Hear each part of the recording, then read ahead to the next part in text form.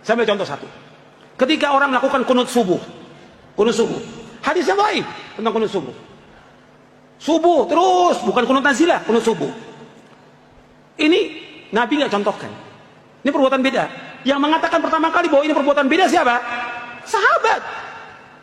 Dan seorang tabi'i, yaitu anaknya sahabat bertanya, wahai ayahku, engkau pernah sholat belakang Rasulullah? Abu Bakar, Umar, Uthman, Ali, afakanu yaknutuna fil fajr, apakah mereka kunut subuh? Dikatakan oleh bapaknya, ai bunayya muhdatsun.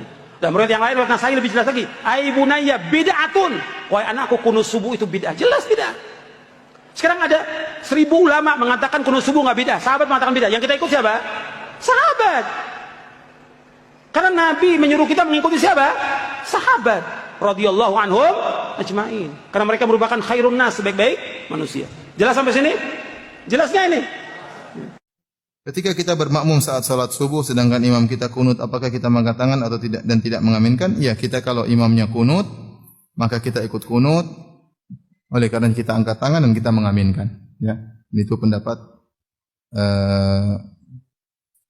Imam Ahmad rahimahullahu ta'ala, pendapat Ibn Taimiyah rahimahullahu ta'ala. Jadi masalah kunut ini masalah khilaf yang kuat di kalangan para ulama. Kalau saya boleh bagi, ya, ada beberapa pendapat. Pendapat pertama bahwasanya kunut subuh sunnah, ya, dan itu pendapat Imam Malik dan pendapat Imam Syafi'i rahimahullahu ta'ala.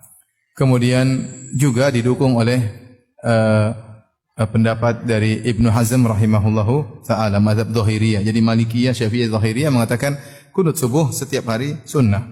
Kemudian pendapat yang mengatakan tidak sunnah ada dua. Pendapat yang pertama adalah mazhabnya Imam Abu Hanifah mengatakan bahwasanya kunut subuh adalah bid'ah. Ya. Imam Abu Hanifah mengatakan kunut subuh adalah bid'ah.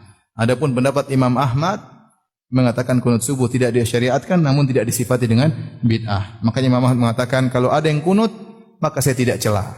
Kalau ada yang kunut subuh saya tidak cela. Bahkan Imam Ahmad berkata seandainya ada seorang kunut subuh tiap hari tapi mendoakan kebaikan bagi kaum muslimin dan mendoakan kecelakaan bagi orang-orang kafir, maka tidak mengapa meskipun tiap hari. Meskipun tiap hari. Adapun Al-Imam Ibnu Qayyim rahimahullahu taala, kemudian Az-Zahabi, ya, beberapa ulama berpendapat sesekali kunut subuh tidak mengapa karena datang dari sebagian sahabat mereka kunut subuh, ya. Ini beberapa pendapat. Kalau saya bisa simpulkan, pendapat pertama adalah sunnah Malikiyah dan Syafi'iyah dan juga Zahiriyah. Pendapat kedua adalah bid'ah, adalah mazhab apa? Abu Hanifah. Kemudian yang ketiga Imam Ahmad, tidak dianjurkan namun tidak disifati dengan apa? Bid'ah, ya. Dan dia tidak mencela orang yang kunut subuh meskipun tiap hari. Kemudian yang keempat, pendapat yang mengatakan sesekali kunut subuh tidak jadi masalah. Toh Nabi pernah kunut subuh. Sesekali kita kerjakan tidak ada masalah. Kenapa bisa banyak pendapat seperti ini? Karena masalah khilafnya kuat. Masalah khilafnya kuat. InsyaAllah nanti suatu saat kita akan bahas secara detail dengan sanad-sanadnya agar kita tahu ternyata yang masalahnya permasalahan yang sangat kuat. Tidak perlu kita perdebatkan, tidak perlu kita ribut-ributkan, ya. Nanti mau kunut silakan, enggak kunut juga enggak apa-apa. Kalau ada imam mazhab Hanafi yang mengatakan kunut subuh bid'ah, khilaf menjadi dua pendapat. Bagaimana kalau seorang makmum salat subuh di belakang imam yang kunut? Maka sebagian ulama Hanafiyah mengatakan tidak perlu angkat tangan, dan sebagian ulama Hanafiyah mengatakan angkat tangan karena status antum adalah apa? Makmum. Dan ini masalah ijtihadiyah. Dari sini kita tahu pendapat banyak, ya, maka tidak perlu kita kenceng-kencengan masalah ini, ya. Kita kenceng tidak pada tempatnya. Paham? Nanti insyaallah ada pembahasan tatkala sampai masalah kunut subuh kita akan bahas. Saya sendiri tiap hari kunut subuh. Tiap hari karena saya jadi makmum di belakang orang yang kunut subuh. Jadi saya di kampung saya kalau zuhur saya jadi imam. Kalau asar jadi imam. Maghrib isya sering saya jadi imam. Subuh enggak. Katanya ustaz tidak kunut. Ya udah saya jadi imam aja enggak apa-apa. Daripada bertengkar.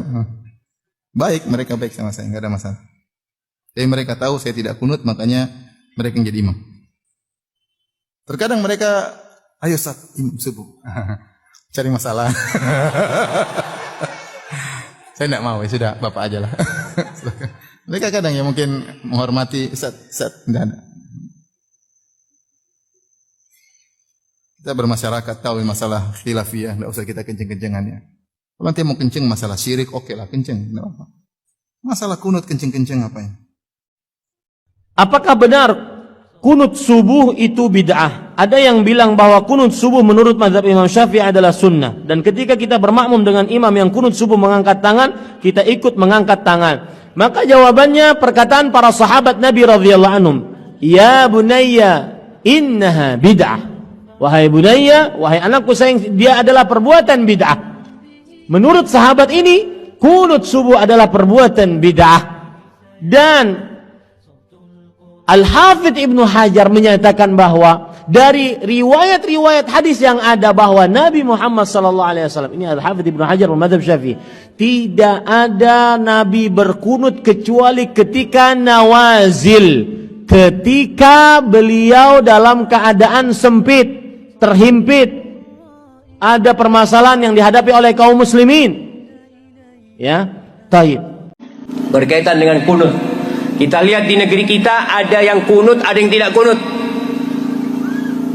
Yang berkunut mereka ikut mazhabnya Imam Syafi'i dan Imam Malik. Yang berkunut, yang tidak kunut ikut mazhabnya Imam Ahmad bin Hanbal dan Imam Abu Hanifah.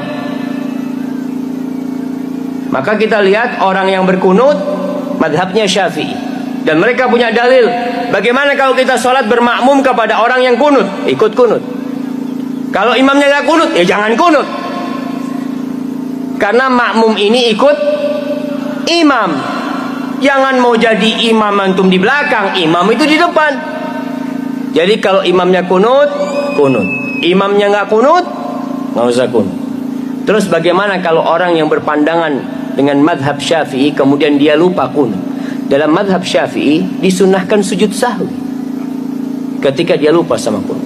Tapi yang berpendapat kunut itu tidak sunnah, maka tidak perlu sujud sahwi. Semoga Allah Subhanahu wa taala memberikan kita kepahaman. Terima kasih yang sudah menonton channel ini. Jangan lupa subscribe, like dan komen. Assalamualaikum warahmatullahi wabarakatuh.